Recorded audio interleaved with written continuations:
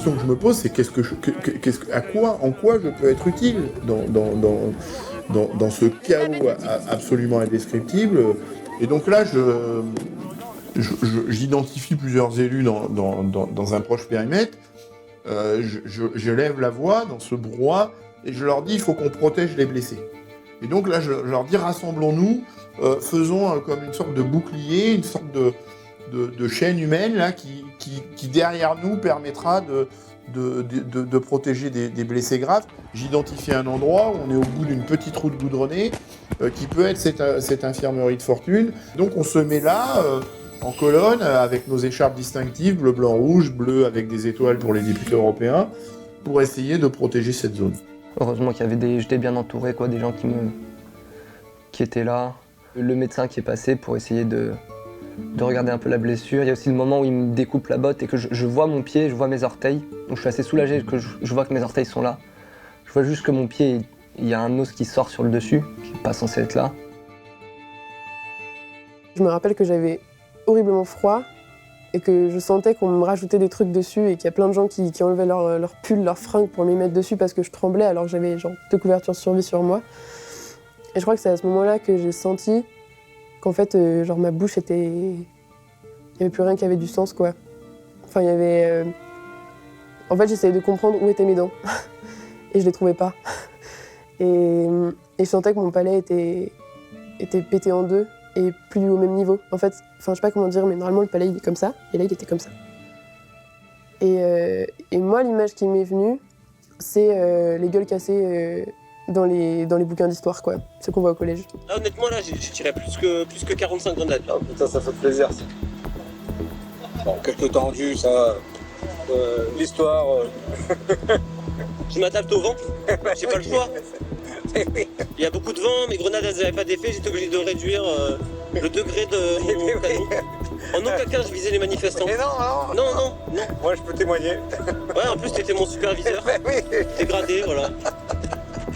Et non, les boucliers là-bas. Je fais tout dans les règles de l'art.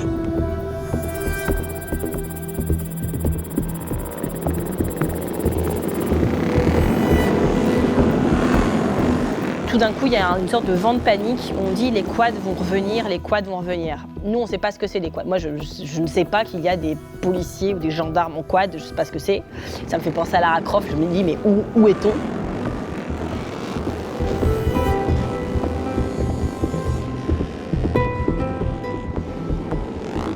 Je me rappelle de Benoît qui commence à être très stressé alors qu'il connaît bien ce genre de manif, qui me dit tu regardes plus ton téléphone maintenant, tu le ranges, tu regardes toujours au-dessus. Et ils n'arrivent pas, vous voyez, du côté des affrontements, ils arrivent à rebours. Ils arrivent de l'autre côté du champ. C'est-à-dire qu'ils prennent à revers les manifestants qui se tenaient le plus loin des heurts. Et donc ils vont vers la bassine et quelques-uns bifurquent et viennent vraiment vers nous, viennent au contact, très proche, nous tirent des grenades. Alors moi j'en ai une qui explose juste à côté de mon pied. Et donc il faut savoir que les blessés sont allongés au sol, qui ne peuvent plus bouger, et qui sont vraiment au niveau de l'impact et des éclats de grenades et de la lacrymo. Et ces blessés graves qui étaient déjà en grave difficulté, on rajoute de la difficulté à la difficulté en les mettant dans une atmosphère saturée de gaz lacrymogène. C'est juste criminel. Et je suis renforcé dans ce constat-là par les observateurs de la Ligue des droits de l'homme. Il n'y avait absolument pas de menace directe vis-à-vis des forces qui étaient montées sur les quads.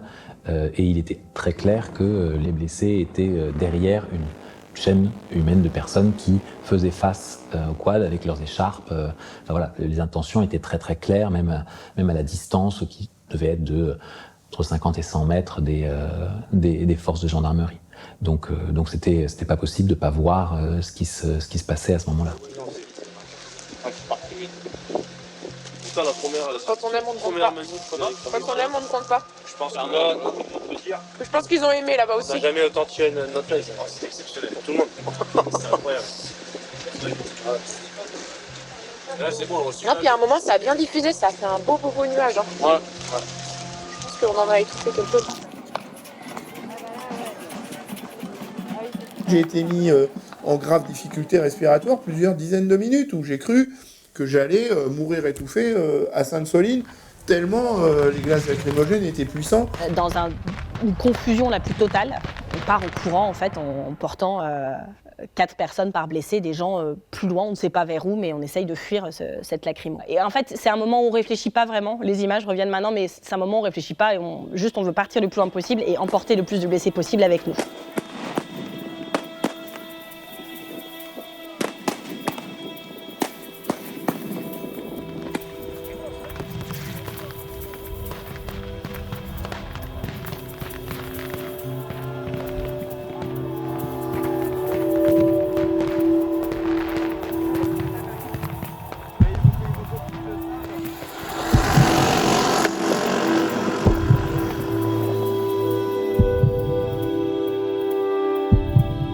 J'ai pas dit qu'on les enculerait comme ça. Non mais là c'est nous qui avons sauvé la guerre. C'est vrai. Sans nous ils bougeaient pas. Donc c'est très très bien, on continue comme ça.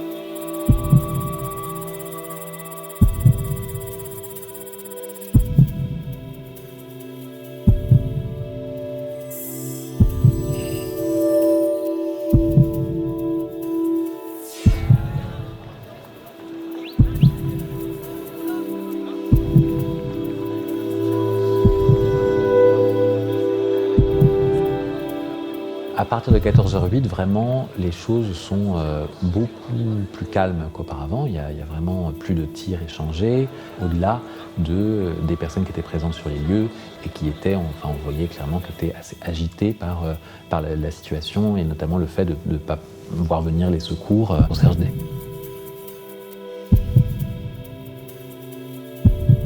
Par contre, je compte plus les mecs qu'on est devant.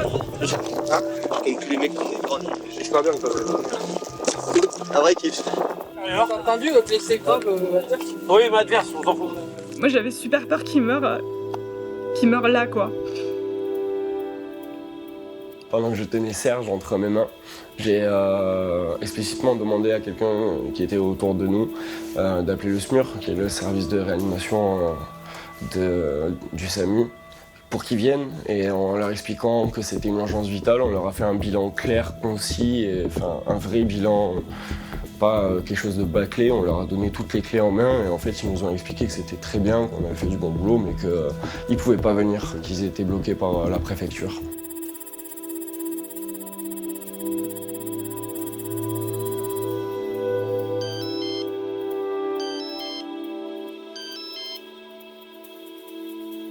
C'est vers 14h que ça a commencé, où en fait j'ai eu des premiers appels pour m'informer qu'il y avait des blessés très graves. Et à tel point que moi j'étais en train de commencer à manger, je cours à l'infirmerie pour commencer à noter en fait sur un papier l'âge, le genre et les blessures que des personnes qu'on me signale, quoi, pour essayer d'établir une liste. Et en fait on se rend compte très vite qu'il y en a 1, 2 ou 3 qu'il faut vraiment évacuer très très vite, dont un en particulier qu'il faut évacuer en premier, c'est évident. Vous êtes bien en relation avec les sapeurs-pompiers. Veuillez ne pas quitter. Moi, je suis avec des observateurs de la Ligue des droits de l'homme qui disent que leurs observateurs sur place disent que c'est calme depuis 30 minutes et que donc il est possible d'intervenir. Je suis d'accord avec vous, vous n'êtes pas le premier à nous le dire. Le problème, c'est que c'est à l'appréciation des forces de l'ordre et qu'on est sous un commandement qui n'est pas nous. La LDH nous dit qu'il y a des médecins militaires qui viennent d'arriver sur place. Est-ce que vous avez cette information, vous aussi, ou pas? Les médecins militaires, ils sont là pour les forces de l'ordre. Ah, ils sont là pour les forces de l'ordre, ok. C'est leur service de médecine pour les forces de l'ordre. Ah, d'accord. Okay. Vous avez interdiction d'intervenir. Vous confirmez que vous avez interdiction d'intervenir, alors vous avez... On n'a pas d'autorisation d'envoyer des secours sur place parce que vous êtes considéré comme étant dangereux sur place. Ok.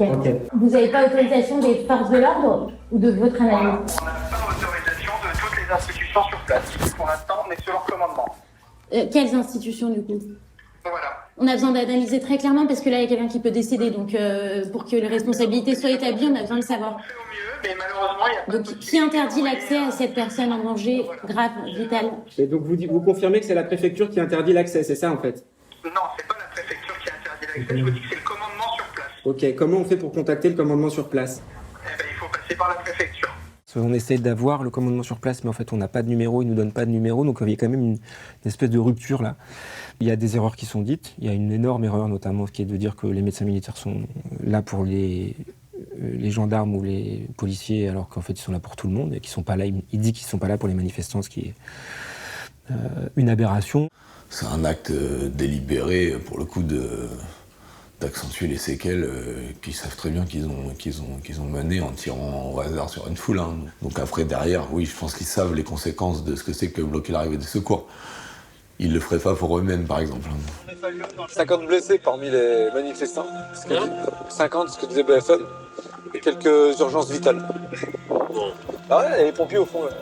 Ils arrivent. Et voilà. Je suis resté dans la terre. C'est pour ça que j'ai eu une infection à ma plaie hein, quand je suis arrivé à l'hôpital et que j'étais dans les gaz lacrymogènes. Donc j'ai eu une infection aussi au poumon. Et il y a eu un énorme délai de prise en charge. Je pense c'est comme s'il y avait une construction administrative qui produisait ce truc, moi j'ai l'impression.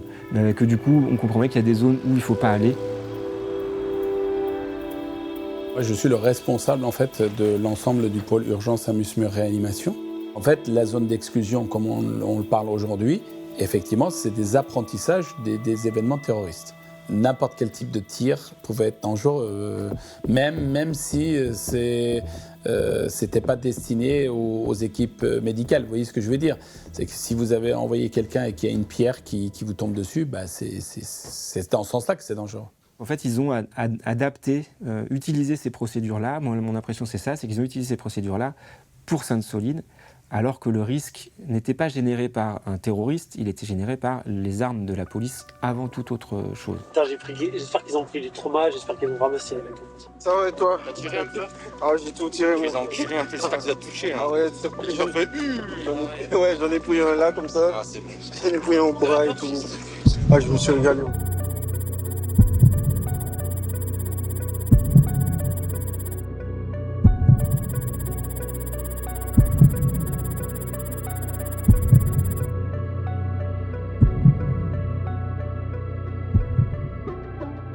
Je me suis retrouvé à côté de Serge par le hasard des positionnements et des négociations avec la préfecture. Et on a donc des échanges.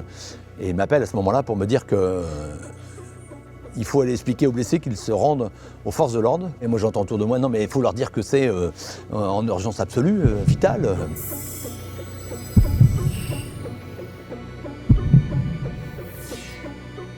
La préfète me rappelle très rapidement et me dit vous êtes où, qu'est-ce qui se passe? Donc je lui explique qu'on est avec des blessés, qu'on a été pris pour cible. Je voulais lui envoyer mes géolocalisations WhatsApp, qu'elle n'a pas WhatsApp évidemment sur son téléphone de la préfecture. Donc elle me dit je vous donne mon numéro perso mais je vous fais confiance et qu'entre nous. Et je comprends qu'elle a eu l'angoisse que les Black Blocs ou je ne sais pas qui attaquent le convoi des secours. Bon, les minutes s'égrènent, j'ai plusieurs échanges avec les renseignements territoriaux et je finis par moi-même envoyer parce que j'ai le numéro de Madame la Préfète, je lui envoie directement un SMS en lui demandant de laisser passer les secours parce qu'il y a des urgences vitales. Et je finis par négocier moi-même la sortie de médecin militaire.